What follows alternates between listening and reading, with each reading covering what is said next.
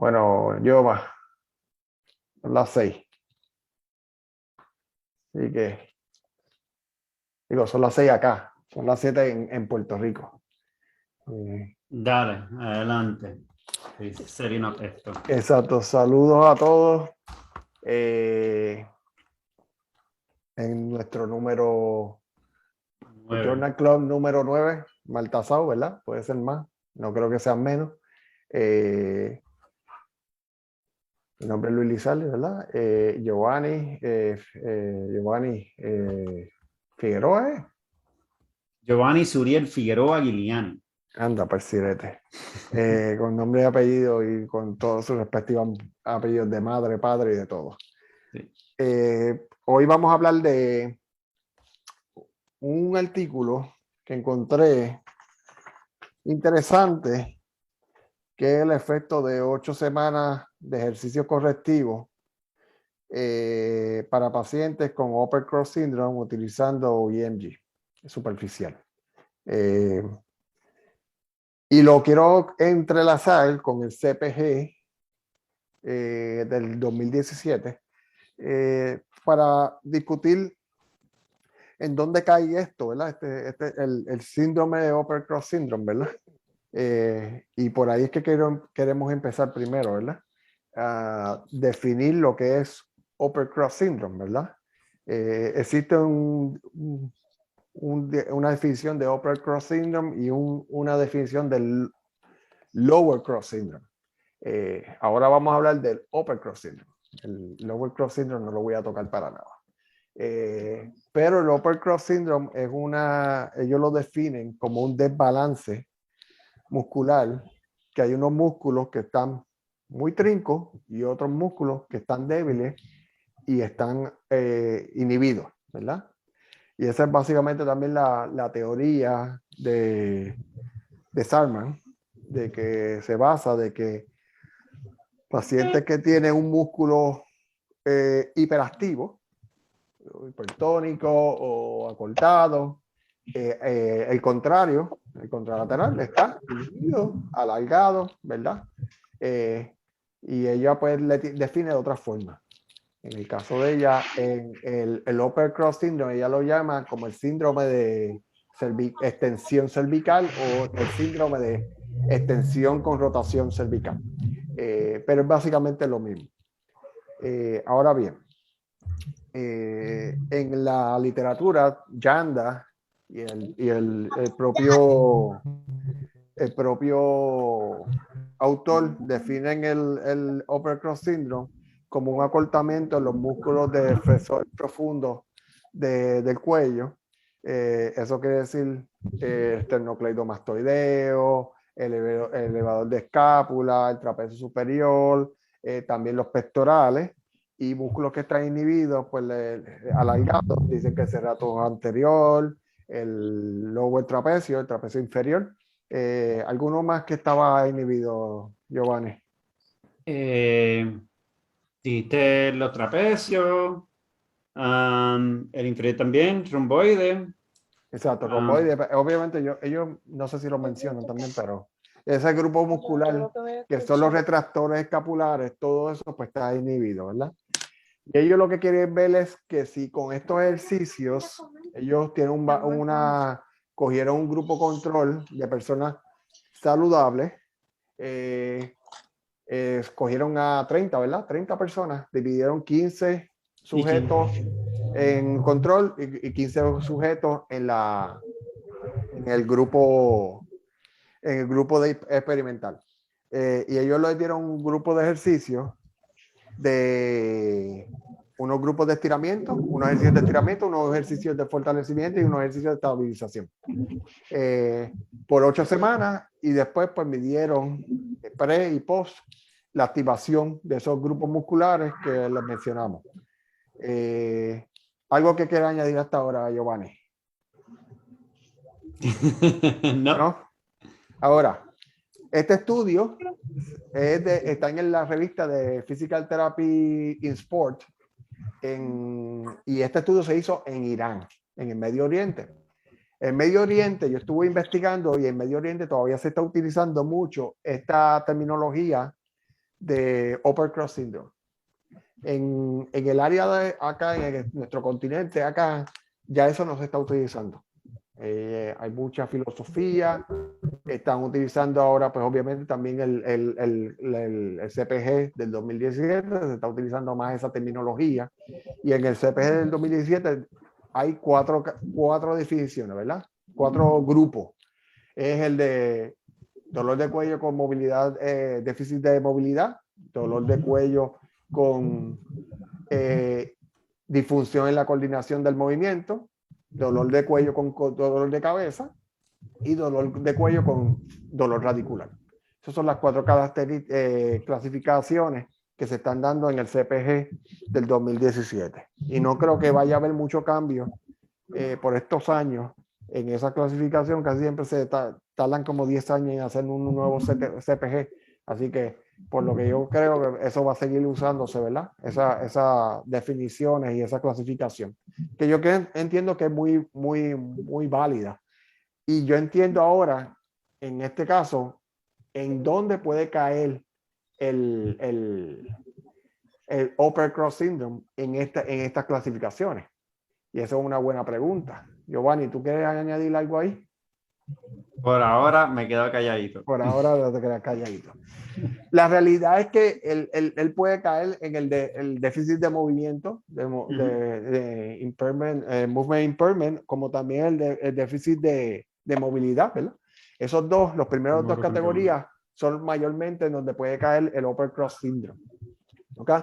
Algo bien interesante en este estudio es que este estudio, además, como les dije, que fue en Medio Oriente, en la revista Physical Therapy in Sport, el impact factor no es el mejor. Y me explico. El impact factor es revistas que los artículos los utilizan mucho para referencia en otros artículos. Eso quiere decir que revistas que son más reconocidas y que son más serias y que son más estrictas, obviamente la metodología es mucho mejor porque ellos son más estrictos y obviamente los van a utilizar en otros artículos de referencia. Eso quiere decir que muchas revistas que hoy en día existen son menos metodológicas, son menos estrictas porque quieren tener público, quieren tener artículos y obviamente no miden mucho la calidad de esos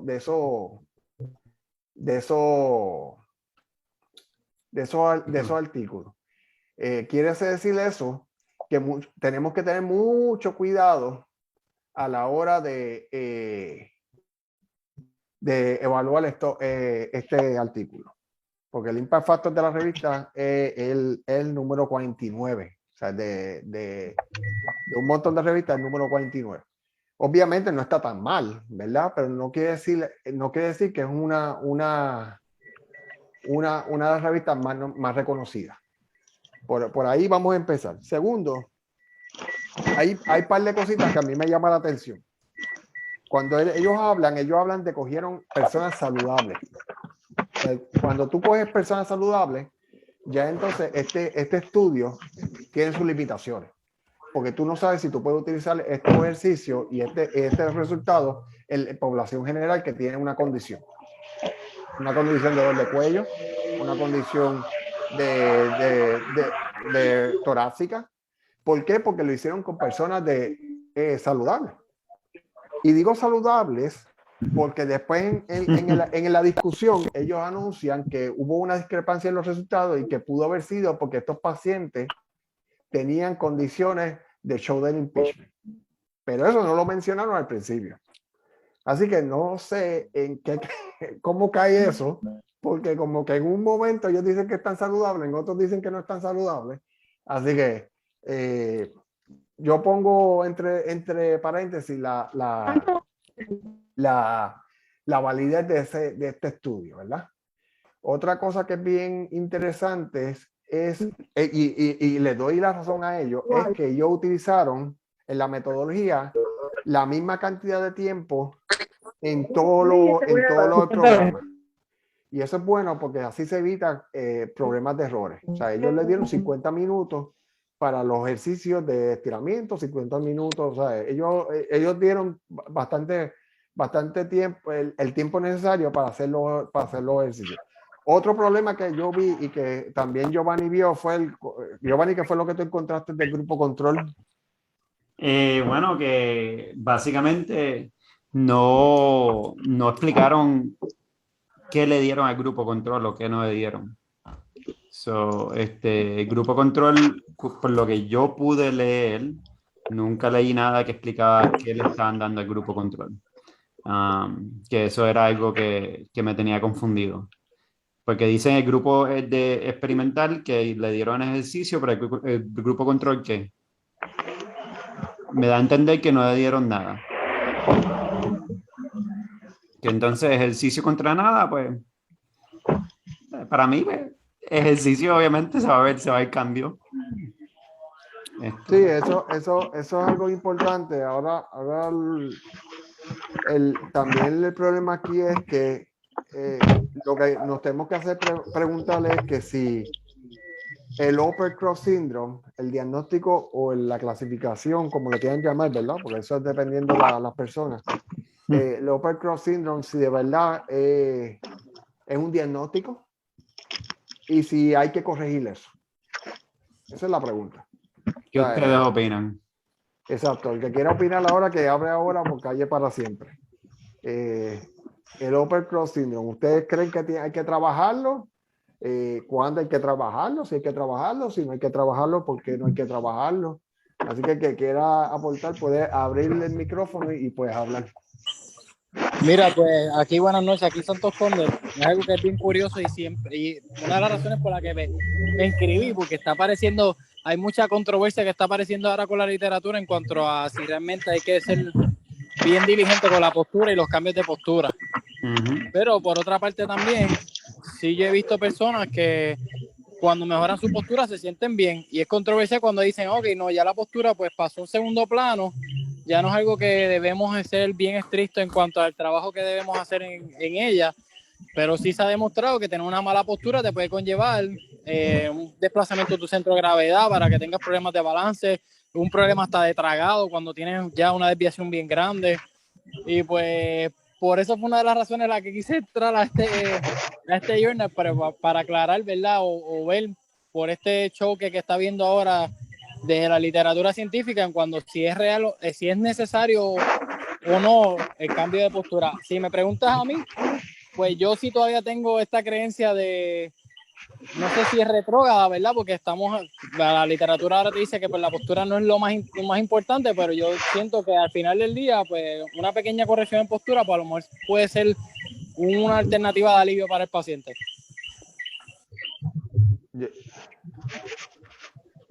¿Alguien más? Giovanni, ¿tú quieres decir algo? Yo sé que estás loco por decir algo.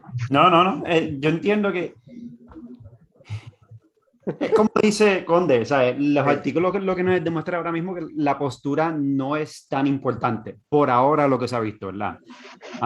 Por ejemplo, hay un systematic review que se hizo hace unos años atrás que demuestra que no hay tanta relación entre el dolor y spinal curvatures y las curvaturas de la espina, ¿verdad?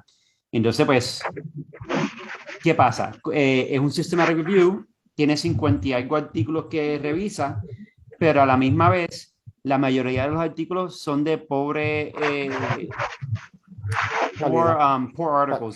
que no son tan buenos. Sí, de calidad. De pobre calidad. Que a la misma vez, pues entonces, la triste realidad es que los estudios que se han hecho hasta el momento no hay muchos muy buenos, pero la gran mayoría que se han hecho, sí se ha visto que no hay tanta relación entre postura y dolor. Pero eso no significa que no va a haber casos donde el ayudar a una persona con la postura no va a aliviar el dolor. ¿Por qué? Porque tenemos casos extremos. Por ejemplo, si alguien tiene un problema con el trago, como dijo Conde, ¿verdad? Eso es un punto válido ahí. Si las personas, y también tenemos que pensar en factores placebo. Sí se ha visto una relación entre mejorar la postura y la depresión, por ejemplo. O sea, personas que le han ayudado a mejorar la postura, pues que la depresión le ha mejorado también. Y ya eso lleva más factores psicológicos, esas cosas que cuando vemos a las cosas de una forma más completa y viendo a los individuos de una forma más completa, puede haber momentos donde el trabajar la factura va a ser algo viable, ya sea porque lo va a hacer sentirse mejor o va a ser algo que va a ser un efecto placebo, también esos son posibles. O quizá en esa persona, por X o Y razón, el factor postura era más grande. Pero lo que por ahora, lo que se ha visto en los artículos es que la mayoría, usually, on average, el factor postura no es tan importante como pensábamos que era. No significa que no se debería de trabajar, pero el efecto, el enfoque quizás no debería ser tanto en tienes que estar en esta postura aquí, sino más movimiento. Vamos a movernos más, no te quedes 12 horas al frente de la computadora en la misma postura, sino vamos a promover cambio de postura, vamos a promover ejercicio, vamos a promover movimiento y no, porque a veces puede ser que pase que le digamos tanto a las personas sobre postura y sobre que no están simétricos, que se enfocan tanto en eso y tienen miedo de estar en cierta posición. Por ejemplo, yo he visto pacientes, y esto hablando de espalda baja, ¿verdad? Que los doctores le han dicho que no pueden doblar la espalda nunca más porque tuvieron dolor de espalda hace 3 años atrás. Y ellos entendieron que nunca podían doblarse para el frente. Y he visto pacientes que nunca más han doblado para el frente, han conseguido equipo especial para poder sentarse completamente derecho porque no pueden tener nada de flexión en la espina lumbar. Porque eso le dijo el doctor que le iba a causar dolor. Y nosotros sabemos que eso no es necesariamente la verdad. O sea, que en ese momento quizás estaba lesionado y no podía, esa área estaba más sensible y no podía doblarse de esa forma. Sí, pero eso no significa que para siempre no va a poder hacer flexión lumbar. Y por eso es tener cuidado. O sea, no es que el factor postura no es algo que no se debería trabajar. O sea, se puede trabajar y hay personas con las cuales se debe trabajar y si la persona cree que el ayudarle con la postura le va a ayudar con el dolor, aliviar el dolor, pues eso también se tiene que tomar en consideración porque son las creencias de la persona. Y eso es parte del factor de sanación también, las creencias de la persona. Pero que tenemos que tener cuidado con la forma, la narrativa que le damos a las cosas que estamos haciendo con los pacientes. O sea, tú no estás sufriendo de una postura mala necesariamente, ¿sabes? Porque entonces la palabra sufrir es peligroso. Quizá para nosotros no es un big deal, no es un gran problema, pero para algunas personas eso les puede afectar de una forma que pueden sentirse que están rotos o algo así. Y eso es el peligro con eso. Anyways, ese es mi rant. Sí, no, yo estoy de acuerdo, estoy de acuerdo con Conde también, ¿sabes? Yo creo que es crear el balance, ¿sabes? Es crear el balance, porque hoy en día lo que se está enfocando más es, como tú dijiste, la modificación de actividades. ¿Sabes? Si tú modificas tus actividades porque tú tienes que trabajar pues 8 horas o 12 horas o 10 horas en una posición, pero obviamente tú le dices, pues mira, modifica estas actividades para evitar esa postura estática por tiempo prolongado y pues no crea ese desbalance neuromuscular entre los músculos, ¿verdad? En este caso, ¿verdad? Así Sí, que exacto. muchas veces lo que hoy en día se está diciendo es que pues debe enfatizarse que la causa del problema es la postura. La realidad es que no siempre la postura es la causa del problema. Y ese es el mensaje que uno quiere llevar, ¿verdad? Como por ejemplo, ahora el caso mío, te traigo otro, fue que ayer tuve un paciente que tenía un dolor en la rodilla y él me llevó un MRI y me decía, mira, tengo un menisco roto y ese es el problema mío. Y cuando yo lo evaluó, no era rodilla, o sea, no era el menisco, era patelofemoral. Y él se iba de fundillo, que era el menisco. Y yo cuando le palpo el menisco, le hago todas las pruebas del menisco, me salió todo bien. Y cuando volvió, digo, ¿y aquí es que te duele? Y ahí brinco. Y yo digo, pues es que no estoy ni remotamente cerca en donde está el menisco. Así que, y ahí pues entonces entramos en el diálogo. ¿Por qué? Porque pues le habían dicho que había sido el menisco lo que él tenía roto. El médico le había dicho que el Tenías que menisco lo tenía explicar. roto. Y eso pues es un problema, ¿verdad? Uno tiene que tener, como dice Giovanni, mucho cuidado a la hora de educar al paciente de las palabras que uno utiliza. Porque muchas veces uno puede decir, tú tienes, tú tienes una postura incorrecta, y pues eso le puede afectar al paciente, porque se habla de eso y esa postura él la tiene de años, y nunca tenía problemas con el cuello, ¿verdad? Pero ahora cambió de trabajo y ahora tiene problemas en el cuello. Pero como tiene la postura incorrecta, pues todo el mundo lo asume de que la postura incorrecta fue la causa del problema. Y no necesariamente, no necesariamente. Sí. O sea, que vamos a trabajar con eso, sí. Sí, Se podría porque trabajar. puede ser que el trabajar con eso pueda, perdón, puede ser que el trabajar con eso pueda aliviar un poco el dolor, Claro. ya sea a corto o a largo plazo, para que puedas seguir haciendo cosas. O sea, el punto es, perdón, el perro se volvió loquito ahí. El punto es que hay cosas que nosotros vamos a hacer to calm shit down, ¿verdad? Para calmar las cosas, modificación, para bajar los estreses que se le está poniendo a esa área que está sensitiva en el momento. Hay cosas que se van a hacer para calm shit down y hay cosas que tenemos que hacer también para aumentar the resilience, la fortaleza del cuerpo en esa área, que es un balance entre las dos cosas. Y si yo veo que si tú estás aquí y el que tú te pones aquí por un tiempo alivia un poco el dolor, perfecto. Pero entonces tenemos que también crear fortalecimiento, crear resilience en esa área del cuerpo, por si cuando te vienes para aquí en otros momentos en el futuro no te cause ese dolor. Porque no es que me voy a quedar siempre por acá atrás. ¿Sabes? Porque, ¿sabes? Bueno, tú has visto, ¿sabes? Tristemente a largo plazo también cambios de postura no se han visto que son tan efectivos tampoco, que ese Sí, es el problema, y que ese, solamente eso tampoco va a ser suficiente a veces. y ese fue uno de los también de los problemas en este artículo.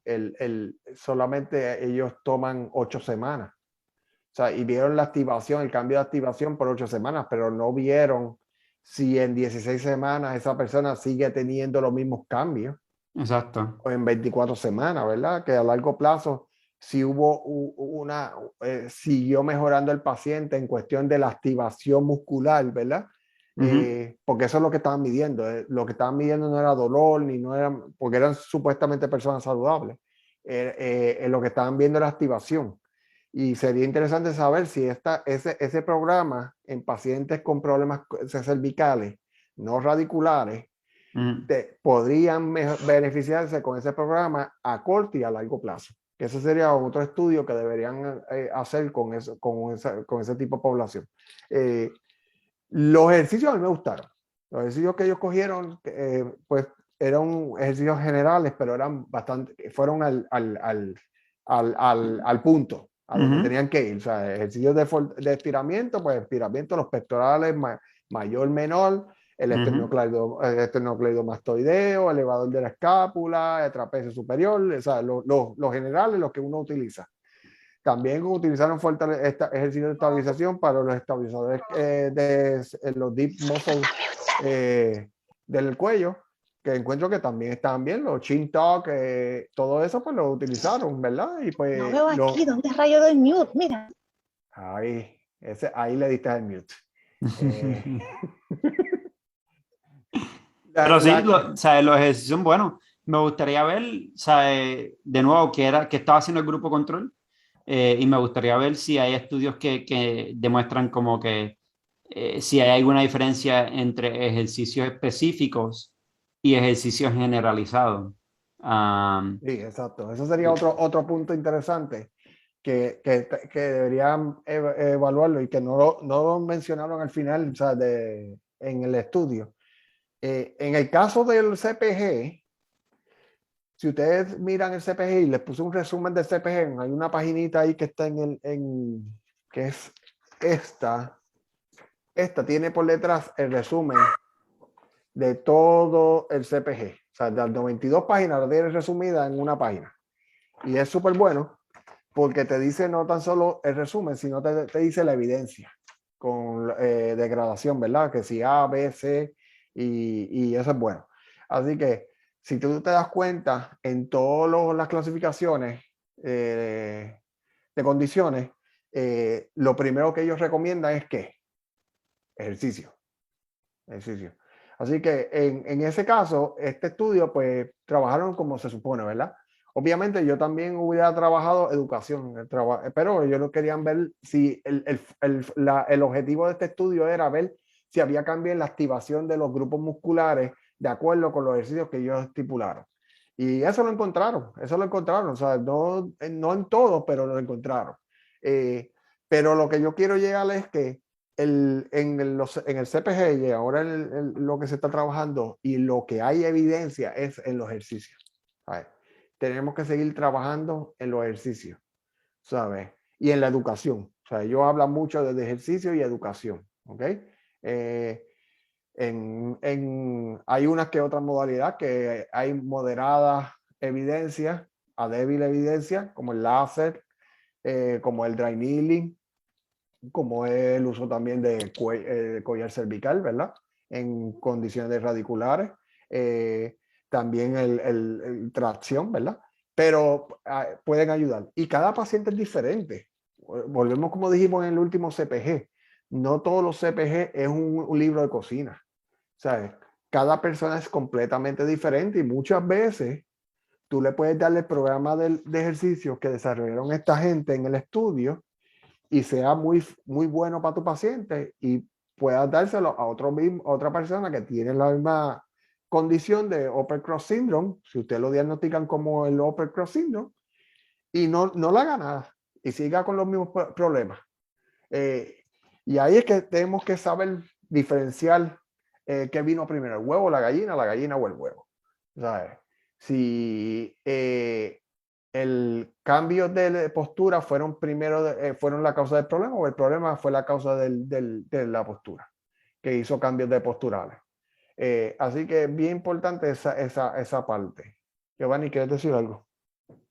Verónica estaba preguntando de dónde está esa página que tú estabas enseñando. En el chat, búscalo aquí. Yo lo puse en el chat cuando llegué. Eso fue lo primero que lo puse. Ah, es el primero, ok. El Okay. primero. El que dice guidelines. Sí, Guidelines Okay, 2, pequeñito. qué sé yo. O Okay. 2 o 2017.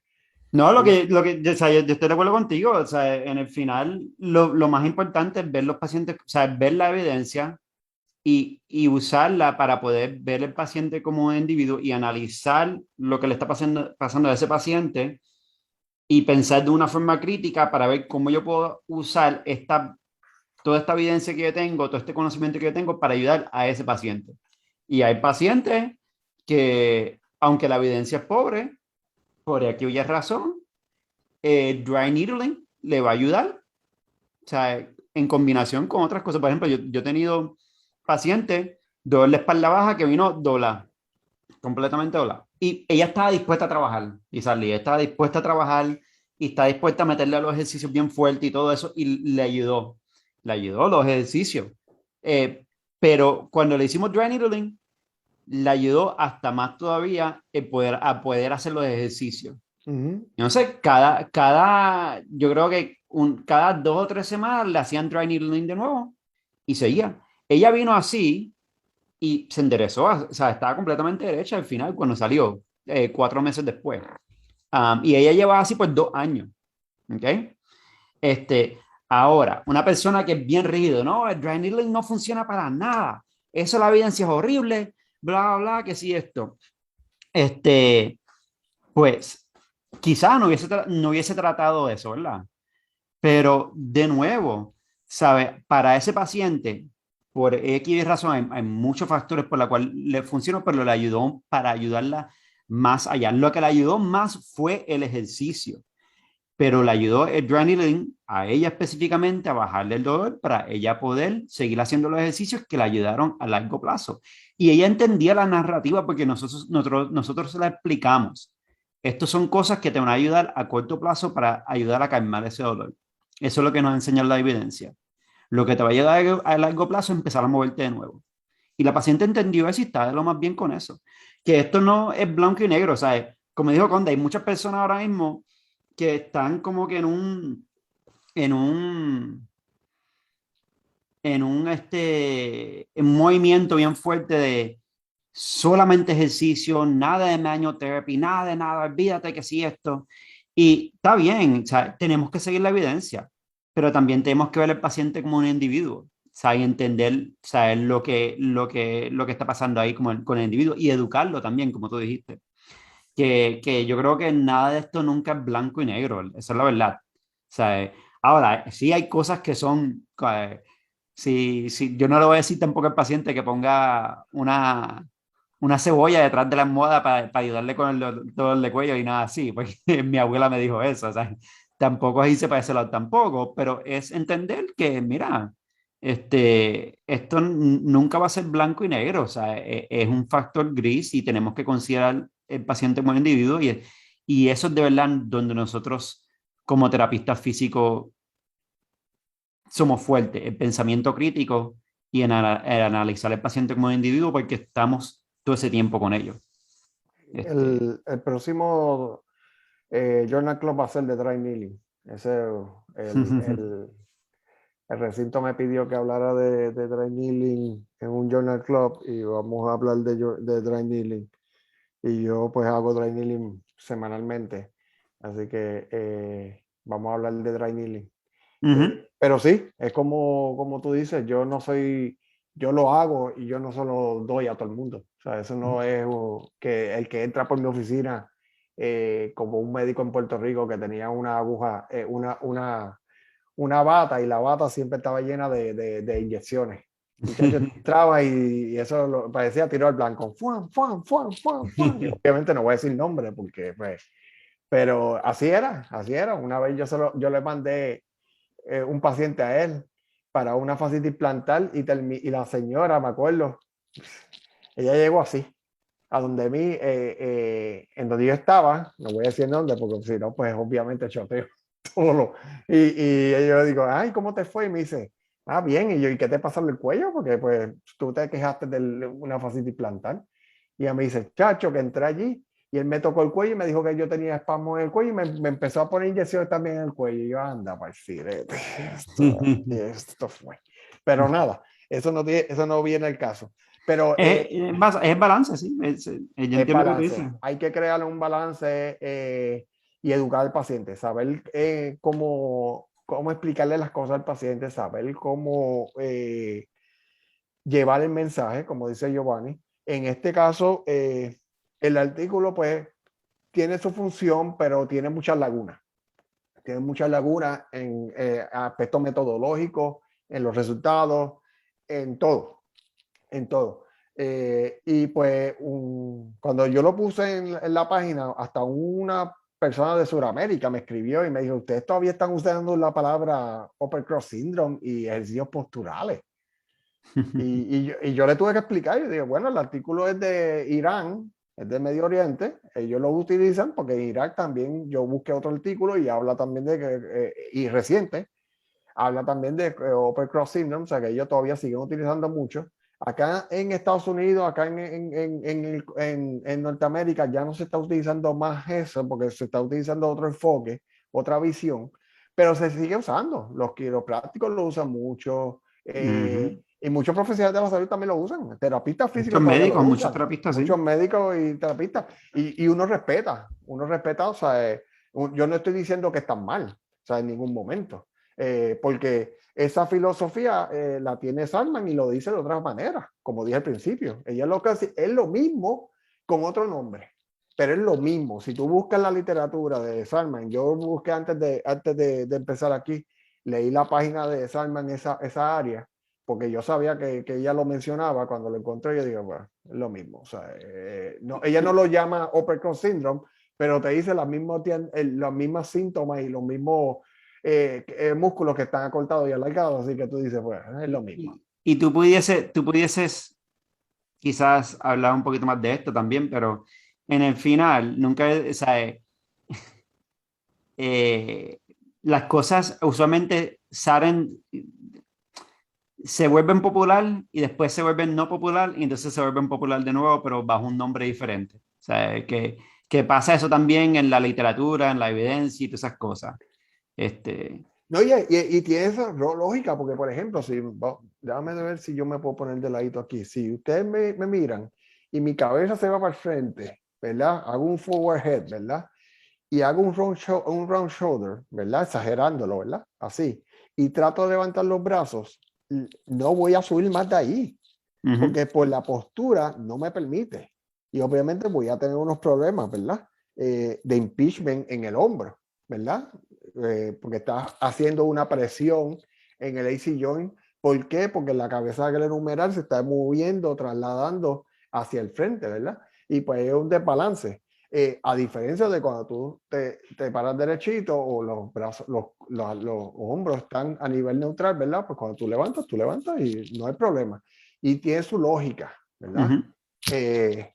Pero eso no aplica para todo el mundo, ¿verdad? Porque pues por ejemplo, un viejito que tenga un round shoulder, forehead, pero el paciente no levanta, o sea, no tiene que hacer ejercicios, movimientos tan overhead movements, pues obviamente pues ese paciente se trata diferente, ¿verdad? Y ahí, la cosa es que, se me olvidó lo que te voy a decir, continúa. Diablo, se me fue bien fuerte. No, o sea, que eso va a depender también de los factores biopsicosociales del paciente. O sea, de qué es lo que el paciente hace y no hace en sus actividades del diario vivir.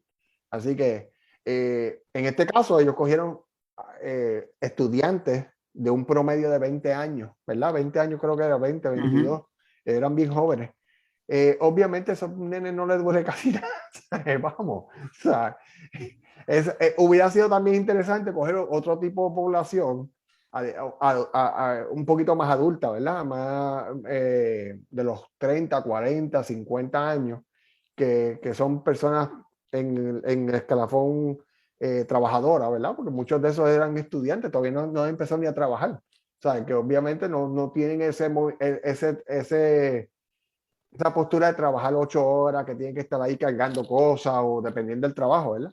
Así que hubiera sido interesante ver si lo hubieran utilizado en otro tipo de población. Eso serían mis críticas en este artículo. Y que pues obviamente también la cantidad de sujetos era bien pequeña. O sea, 15 pacientes, Ajá. 15 Ahora me sujetos. recordé. Ajá, dime.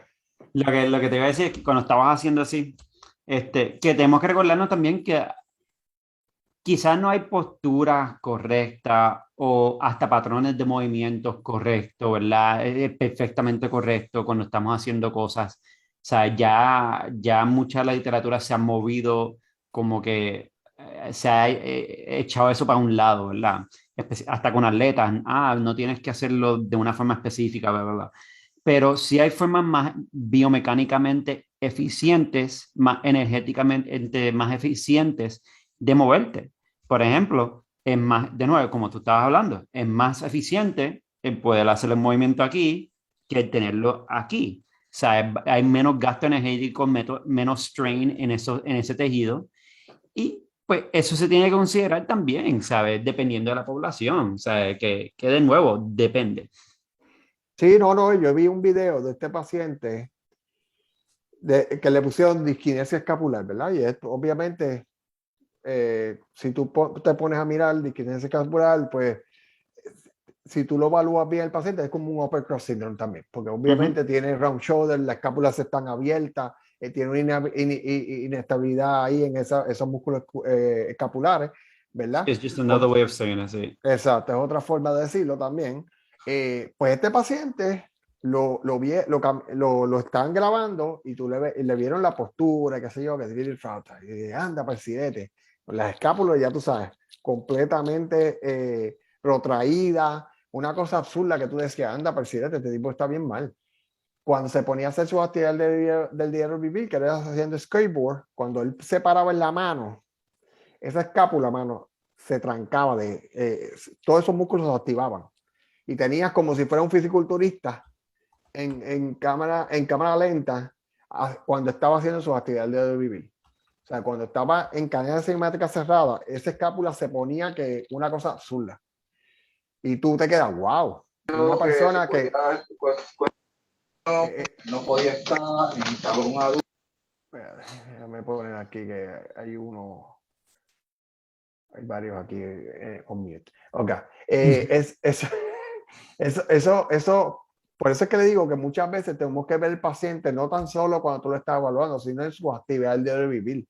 O sea, yo lo que hago es muchas veces le quito la camisa, hermano, levanto el brazo, haz push-up, porque en el caso mío, pues trabajo con soldados, ¿verdad?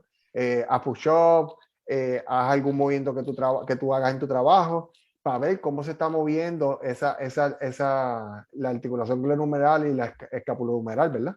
A ver cómo se está moviendo esas articulaciones. Porque muchas veces el paciente puede ser un flaco, un gingillío, ¿verdad? Un gordito, un gingillío, pero cuando está haciendo su actividad de nivel, está lo más fuerte, o sea, está lo más funcional. Y pues muchas veces, pues entonces, ¿qué es? ¿Tenemos que trabajar fortaleza o tenemos que trabajar modificación de actividades? Y eso es muchas veces lo que yo les digo al paciente, ¿sabes? Tú dices, bueno, mira, la postura no es la mejor, yo te voy a dar unos ejercicios de posturales, ¿verdad? Unos ejercicios de estiramiento, unos ejercicios de fortalecimiento, pero lo más importante aquí en el caso tuyo es modificación de actividades. Y ahí pues la persona entiende, porque por ejemplo, pues si es el cuello, la región cervical, la espina, yo les trato de explicar que la espina es bien estable. Eso de que la espina está fuera del sitio, que si la espina está para un lado, qué sé yo, eso, que si está un poquito disminuido el espacio, que si tiene artritis, hello. ¿Sabes? El cambio generativo es normal, especialmente C5, C6, C6, C7, C7, C1, ¿verdad? Esa área. Igual que el S4, el S5, el S5, C1, porque son el área de mayor movimiento. Y al tener mayor movimiento ahí, pues tiende a desarrollarse mayor desgaste en la articulación y obviamente cambios degenerativos. También está la parte genética, también está la parte de sobreuso, así que todas esas cosas son factores. Oye, Lizarly, Ajá. Y pregunta, ya que sabemos que el ejercicio es tan importante, vamos a hacer vamos a ver qué ejercicios son cada paciente es diferente, ¿verdad? Pero usualmente, ¿qué ejercicios son tus favoritos o tus preferidos para trabajar con pacientes de dolor de cuello y cosas así? ¿Qué tú miras y qué ejercicio o qué áreas tú trabajas? Bueno, primero cuando hago la evaluación, cuando le hago el movimiento, chequeo qué movimiento le ayuda y qué movimiento le produce dolor. Si siente alivio en algún movimiento, me concentro trabajando en ese arco de movimiento, ¿verdad?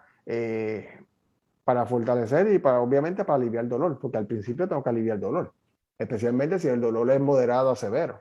O sea, yo voy en alivio del dolor, hacia alivio del dolor, yo no voy a promover el dolor. Así que si el paciente siente un poquito de alivio cuando hago retracción chin tuck, pues obviamente le pongo a hacer bastantes repeticiones de chin tuck durante el día. Por lo menos 3 veces al día, 30 repeticiones cada vez, son 90, 120 repeticiones al día. Como yo digo, para que crean en Dios. Y se lo digo que si está guiando y empieza a dolerle el cuello y que empiece a hacer el chin tuck y si siente alivio, que siga guiando y que siga haciendo chin tuck. Una vez que yo trabajo alivio el dolor, obviamente también chequeo el movimiento de los hombros, ¿verdad? Para ver. Y de la activación del trapecio, como hicieron ellos. En ese sentido, yo les doy mucho la razón en ellos, porque yo miro cómo está también la activación de esos grupos musculares. Sí. Si veo que también hay un sobreuso o trigger point, ¿verdad? O puntos de gatillo en el trapecio superior, pues les doy ejercicios de estiramiento, ¿verdad? Que sientan que el músculo se está estirando y que sientan el área en donde tiene que estar estirando, ¿verdad? También le doy ejercicios de retracción escapular, o sea, lo de prong, los I, los T. También le doy low rolls para promover también la postura, ¿verdad? Un poco la postura, ¿verdad? Ujú. Pero también es para fortalecer, ¿sabes? Si encuentro que hay una debilidad, su escapular también chequeo que tenga debilidad y también lo trabajo. Así que al principio, pues yo me voy bien, muchas repeticiones, poco peso, más estabilizaciones, ejercicios de estabilización y estiramiento.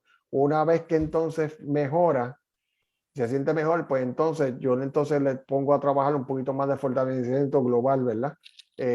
No local, más global, en cuello y en hombro.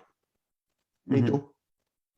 No, yo estoy de acuerdo contigo. La mayoría de las cosas yo hago igual. Yo entiendo que a veces, la cosa es que con cuello, ¿verdad? Yo estoy seguro que todos lo hemos visto. A veces vienen estos pacientes de cuello que no hay ningún movimiento que la alivie. Ah, sí. Todo le causa Hey, una migraña. Todo le causa una migraña. Ya han ido al doctor varias veces, no le encuentran nada súper grave, pues entonces ahí en esa situación, pues es cuando se pone tricky, ¿verdad?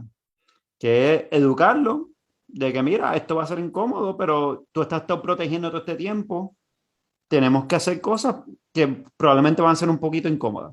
Para... ahí yo trabajo más movilidad cuando ya tienen dolor de cabeza, o sea si Ujú, usamos la clasificación, ¿verdad? Con dolor de cabeza, ahí yo ujú, uso los snacks, o sea, ujú. con la correa para hacer self-mobilization, eh, hago Empezar a mover. self-mobilization, exacto, le doy modificación de actividades, le digo.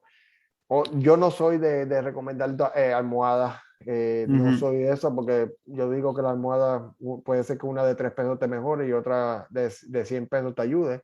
Todo lo Y, que me han dicho que le venden una almohada y la compran, me dicen que, le pregunto, ¿te ayuda? Todos, eh, todos. Este, y la verdad es que en el final, con esos pacientes, ponerlos a moverlo un poco, porque muchas veces están bien guarded, están bien protegidos y tienen como que miedo de moverse.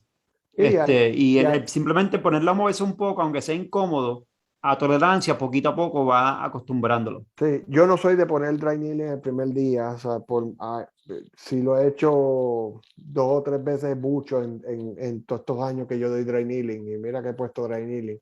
eh, no lo hago, no soy yo prefiero trabajar primero ejercicio y después si no mejora, pues entonces empiezo a usar dry needling y lo uso bien 1 o 2 puntos o grupos musculares, 1 o 2, más nada, o sea, no pongo 4 o 5 agujas, solamente 1 o 2 agujas y ya. ¿Para qué? Primero para 2 razones. Primero, si el paciente tiene mucha resistencia y mucha aprehensión, ¿verdad? Pues para que vea que no es tan malo, ¿verdad? Y Ujú, obviamente, pues dice, mira, fíjate, no me dolió tanto porque duele. ujú, Obviamente, el trigger point cuando tú trabajas con dry needling va a doler. ujú. Pero es un dolor que después se alivia. Así que yo los educo, les explico, les digo que lo que van a hacer. Por ejemplo, le digo, ok, te voy a poner esto, vamos a trabajar esto, vas a estirar y a cada 2 horas vas a ponerte calor y estiramiento, calor y estiramiento, calor y estiramiento por 24 horas. Esas 24 horas no vas a hacer nada de fortalecimiento. Ya después de 24 horas empiezas a trabajar otra vez los ejercicios de fortalecimiento. ¿Por qué? Porque lo que yo le explico es que lo que yo quiero es alargar la fibra muscular. Cuando tú tienes un trigger point, el músculo se contrae. Y si yo le pongo una aguja, yo lo que el músculo va a hacer esto, va a brincar. Y yo voy a seguir ahí para que se fatigue. Para que se fatigue. Una vez que se fatiga, yo paro. Y entonces, yo lo que hago es que lo pongo a estirar para que siga estirando y para que siga aumentando la circulación en el área. Una vez que ya se relaja un poco esa área, pues entonces podemos seguir haciendo los otros ejercicios. Y es como Ujú, yo le explico, o sea, el dry needling no es para resolver el problema, no te va a resolver el problema. Si te resuelve, pues milagro, ¿verdad? No soy yo de decir que te va a mejorar, que te va a aliviar el dolor. Pero si te lo alivia, pues ahí yo tengo gente que sí, que me ha dicho, mira, de verdad se me fue. Y yo, pues, ok, perfecto, que sea lo que Dios quiera. Bye bye, adiós. O sea, le doy un programa de ejercicio para el hogar que siga trabajándolo y se lo digo, o sea, sigue creando la disciplina. ¿Por qué? Porque es como yo le digo a los pacientes, se sienten mejor. Dejan de hacer los ejercicios, ¿qué pasa? Cuando tú vas al gimnasio todos los días y se cansan y dejan de ir, ¿qué pasa? El músculo vuelve otra vez a debilitarse. Si tú corres todos los días y dejas de correr, ¿qué pasa? Vas a perder la condición cardiovascular, ¿verdad? Pues entonces, es lo mismo aquí. Si tú haces unos ejercicios y dejas de hacer ejercicio, tu cuerpo vuelve otra vez para atrás. Y con 2 semanas que tú dejes de hacer el ejercicio, ya tú pierdes la condición física. O sea, con 2 semanas, con solamente 2 semanas. Así que es bien importante esa educación de que el paciente, por lo menos 3 veces en semana, no, haga low impact activities, modificación de actividades y obviamente que haga su ejercicio. Y también que duerma bien. O sea, para relajarse tiene que dormir sus 6 a 8 horas bien hecho. Si tú no duermes tus 6 a 8 horas, el otro día el músculo va a estar más tight porque no se relajó. Para eso son los medicamentos, los relajantes musculares. Los relajantes musculares no te hacen nada. Los relajantes musculares lo que quieren es dormirte. ¿Para qué? Para que el músculo se relaje. Por eso es que los relajantes musculares los mandan por las noches. ¿Por qué? Porque es para que tú descanses, para que tú puedas dormir, porque tú no has podido dormir por el dolor, pues entonces te dan un relajante muscular. Y eso son cosas que tú tienes que explicarle al paciente, porque muchas veces te dicen, ay, es que me levanto drowsy. Pues claro, porque pues obviamente estás tomando un medicamento que es para eso, para que duermas tus 8 horas, y si tú no puedes dormir 8 horas porque tienes que irte a trabajar, pues te vas a levantar casi. O sea, pues tienes que levantarlo, tomártelo un poquito más temprano para que pues, te acuestes un poquito más temprano y pues puedas dormir tus 8 horas. Y eso pues es la educación. Pero cada paciente es diferente. Pero es lo como tú dices, eso cada uno es diferente y de acuerdo a lo que tú encuentres es que tú vas a diseñar el programa. Puede ser que uno tú, con solamente ejercicios de retracción y uno que otro ejercicio se siente mejor y otros con solamente educarlo y decirle, mira, lo que está pasando es esto. Como ejemplo, yo tuve un paciente que tenía dolor aquí en el trapecio superior y era nada más el trapecio superior, le corría hasta la cabeza, pero el trapecio superior. Y ella me decía, no, pero es que es solamente ahí. Y yo seguía preguntándole, mira, pero explícame qué tú haces. Yo trabajo en oficina, pero yo no hago más nada, yo estoy ahí tranquila y yo no tengo dolor en el otro lado. O sea, que si es la computadora, me dolería un lado y yo no estoy en la computadora. De frente. Y está de frente a ti, sí, de frente a mí. Yo no tengo que bajarme para nada, está todo en su sitio. Y yo pensando y pensando y pensando, y yo dije, ok, ¿en dónde tú tienes el teléfono? Y ella me dice, pues en el lado izquierdo. Ok. Y cuando le dije eso, automáticamente ella abrió los ojos así. Y yo dije, ¿qué pasó? Y me dice, ya yo sé cuál es el problema. Y yo, ¿qué? Que cuando yo contesto, yo me pongo el teléfono así y sigo trabajando. Y estoy así horas de horas de horas. Y yo, pues, ya tú tienes la contestación, tú sabes lo que tienes que hacer ya. Cómprate un headset y ya se resolvió el problema. Te voy a dar un ejercicio para estirarte, te voy a dar un ejercicio para fortalecer, pero la realidad es que es modificación. That's it. Y ya ahí se le quitó, más nunca volvió. Tú sabes. Y esas son cositas por eso es que yo siempre he dicho desde el principio, desde que estamos en el primer Journal Club, es que tú tienes que dejarle hablar al paciente. El paciente te va a decir toda la información, te lo va a dar. El diagnóstico te lo va a dar. Ellos mismos se van a dar cuenta del problema cuando tú le sigas haciendo preguntas. Mira, Lizarly, yo sé que ya mismo tú te tienes que ir porque tú tienes un hard stop a las 7 de acá, a las 8 de allá. Así que yo sé que eso es parte de... Pero, mira, es que mi esposa cumpleaños hoy, a mí no es que se me pasó, creo que pasa que quería, la APF me pidió de favor switchar para poner la tertulia al 30 y pues por eso fue que accedí y pues, pero pues tengo mi esposa que cumpleaños. sí, sí. Felicidades. Mira, que Verónica está diciendo que los artículos que pusiste al principio, las personas que llegaron después, no pueden verlo porque los pusiste antes de que ellos llegaran. Que si los puedes poner de nuevo. Seguro, vamos a ponerlo ahora mismo. Ay, bendito. Y entonces, sí, estoy de acuerdo. Los ejercicios siempre uno se los da, lo que estaba preguntando Verónica. uno le da los ejercicios y entonces se verifica cómo ellos se sienten, si lo están haciendo bien o mal o qué. Y de ahí, Voy a buscar el si, tercero. si le hace sentir mejor, pues se lo da para la casa. Eso es lo que yo haría, por ejemplo, en esa situación. Si los snag se siente bien, pues, como dijo Lizardi, lo vas a hacer todo el tiempo. 50 veces al día, si eso es necesario. Sí, Ahora, ajá. tenemos que recordarnos que podemos sobreestimular los nervios.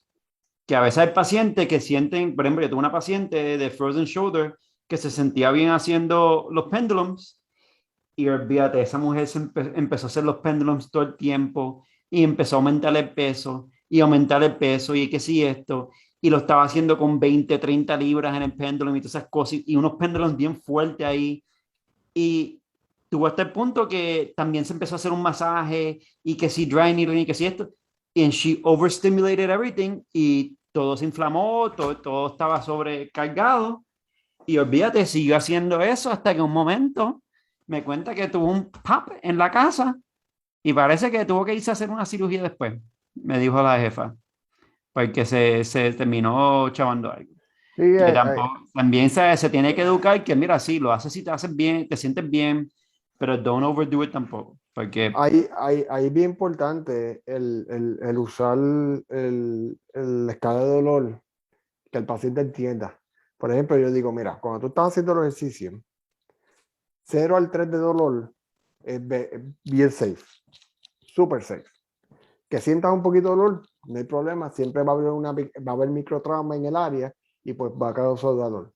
Que si el dolor es después de los ejercicios, perfecto, mejor todavía. ¿Por qué? Porque eso es pues que trabajaste.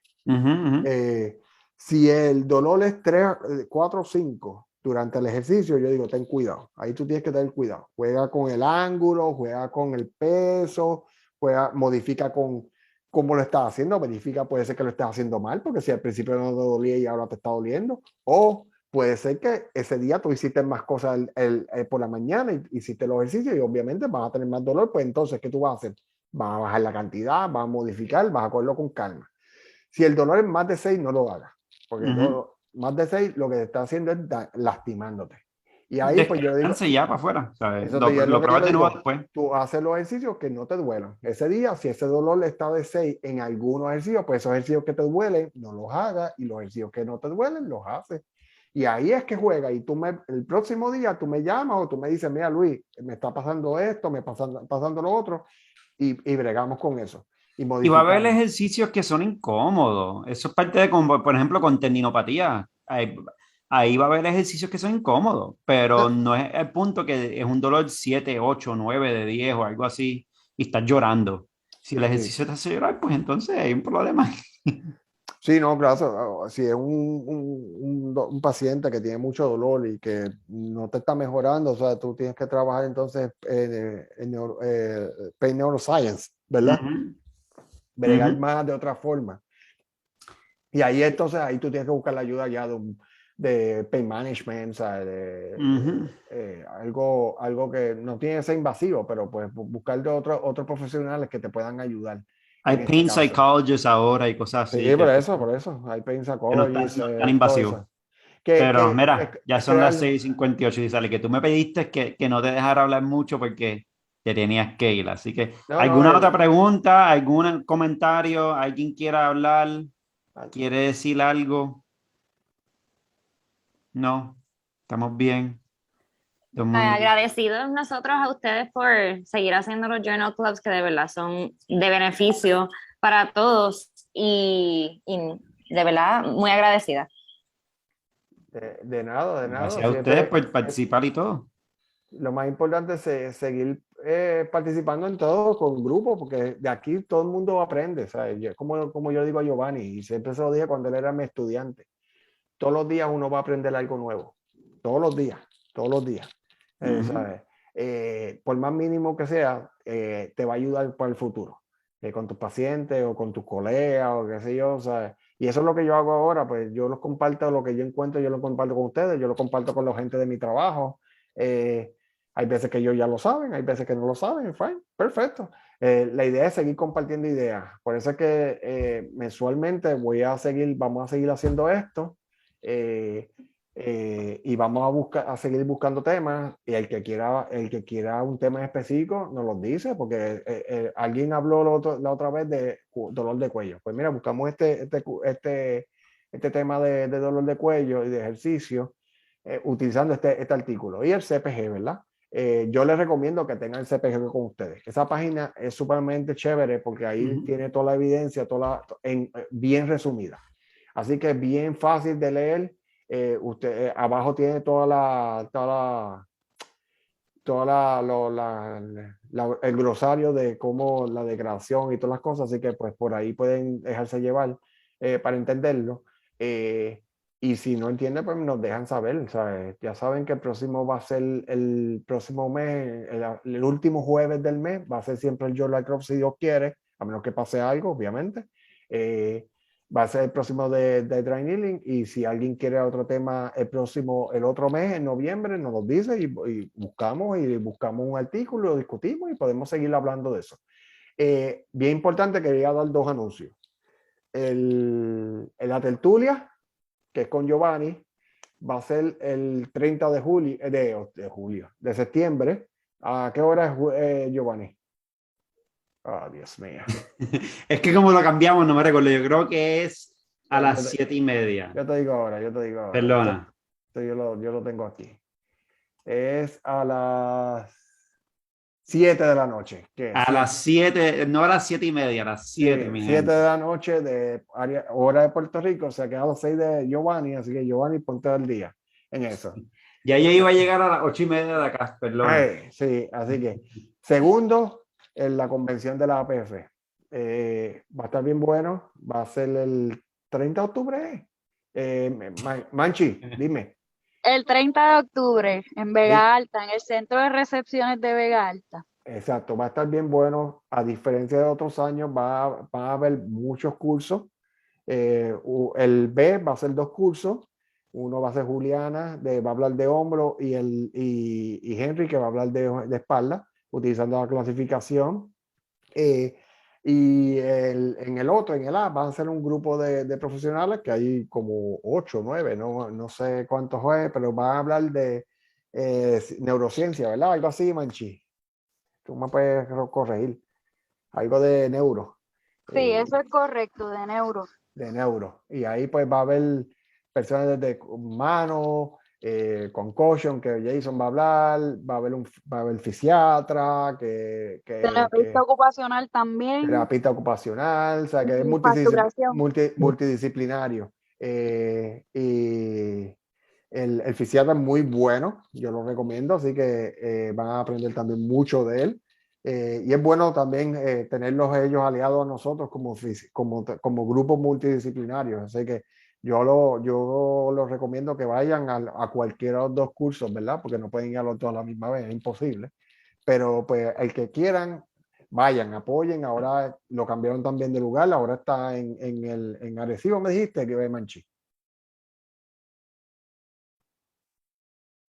En Vega Alta, en el Centro de Recepciones de Vega Alta. Vega Alta, mala mía. Perdonas, Manchi, perdonas. Así que en Vega Alta, así que vaya, mano, apoyen a la APF, que han seguido haciendo cambios para tratar de seguir ayudando a los terapistas y a los asistentes en Puerto Rico. Así que lo único que yo les pido es que, así como nos apoyan a nosotros aquí, siempre están con nosotros, apóyenlos a ellos. Que ellos se fajan y pues lo hacen también de voluntario, ¿verdad? Ellos no están sacando nada, ellos no ganan nada. Bueno, ganan ayudando a la gente, ¿verdad? Pero monetariamente ellos no ganan nada. Así que nada, Giovanni, ¿quieres decir algo más? ¿De qué va a ser tu tertulia, Giovanni? Ya que, digo, si te acuerdas, si sabes. No me recuerdo, no. Voy a estar hablando bueno, un tema similar a lo que estamos hablando, que Nothing Works for Pain. Nada trabaja para el dolor. Ese es el título. Y básicamente vamos a estar hablando un poquito sobre ese tema, de esa frustración que a veces tenemos como terapista de que nada trabaja para el dolor. Y entonces, pues vamos a hablar un poquito más de ese tema. Exacto, en base a la evidencia científica. En base, quizá. Sí, no, yo sé que lo vas a hacer, pero pues, así que nada, también los invito a que apoyen también la tertulia.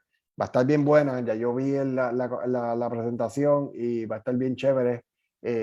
Así que por favor, apoyen todas esas iniciativas. Es 5 pesitos, yo creo. Yo no sé cuánto es, Manchi, otra vez, ¿cuánto? Yo creo que Gratis 5. para los miembros de la asociación y 5 pesitos para los que no son miembros de la Exacto. asociación. Así que para los que están en la asociación gratis y para los que no, 5 pesitos que los que puedan, mano, por favor, apoyen eso. Eso nunca está de más aprender. Todos los días aprende algo nuevo. Así que nada. Así que cuídense. Buenas noches. Si alguien quiere decir algo, que aproveche ahora. Manchi, si quieres decir algo adicional, lo puedes decir. No, nada, que gracias por la iniciativa y gracias por el apoyo siempre de ustedes a nosotros y nosotros estamos siempre para apoyarlos en lo que podamos. Seguro, no, se le agradece siempre. O sea que cuando me pidieron que si podíamos cambiarlo, yo dije que no había problema. O sea, es cuestión de, siempre hay cosas que pasan. Y pues cosas que pasan fuera de las manos de uno, pues dice nombre síndrome de cuello. Arelis, ¿a qué te refiere el nombre síndrome de cuello?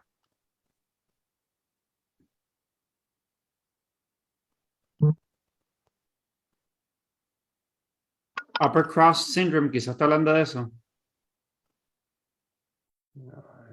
Déjame quitarle el- Ah, que sí, eso es lo que está preguntando. ¿Tú lo estás escribiendo? Sí. Sí, ellos lo utilizaron el nombre de Upper Cross Syndrome. Antes, en los 90 y en los 2000 se utilizaba mucho esa terminología. Después del 2000 en Estados Unidos y en Norte y Suramérica dejaron de utilizarlo tanto. De Porque verdad que hay- se han dejado de utilizar muchos términos que dicen síndrome. Exacto. Como patellofemoral pain syndrome, impingement syndrome, ya no se usa tanto de nuevo, por esa cosa de la connotación de no asustar al paciente. Si no, pues mira, tienes dolor basado en quizás rotator cuff related injuries o el Exacto. cuello, etcétera, etcétera, etcétera. Sí, por un problema de balance muscular o un descontrol motor o Sí, cosas así. exacto. Y ahí tú le explicas y teóricamente eso es lo que está diciendo.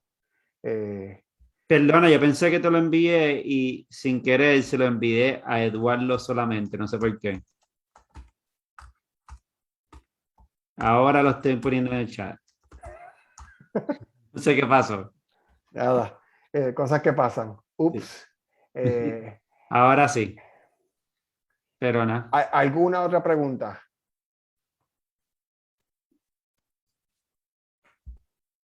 Aquí está también Eduardo, Daniel. Así que los que quedan, pues se les agradece a todos los que están aquí y nos escriben el que quiera algún tema en específico. Creo que estamos tratando de hablar también de un heavy slow resistant para tendinopatía versus excéntrico. Eso sería un tema interesante para los pacientes, para las personas que utilizan mucho. ¿Qué ejercicio es mejor? Si para ejercicio excéntrico es heavy slow resistant para tendinopatías, ya sea tendinopatías de, co- de tendón de Aquiles, tendinopatías de patelares. Así que eso puede ser otro tema muy interesante. Así que nada, el próximo va a ser el Divine Kneeling y el próximo, pues si quieren, podemos hacer eso. Si no tienen más nada, pues nada, cuídense. Buenas noches. Por poco se me cae el perro. Dale. Eduardo, la próxima vez vas a hablar tú.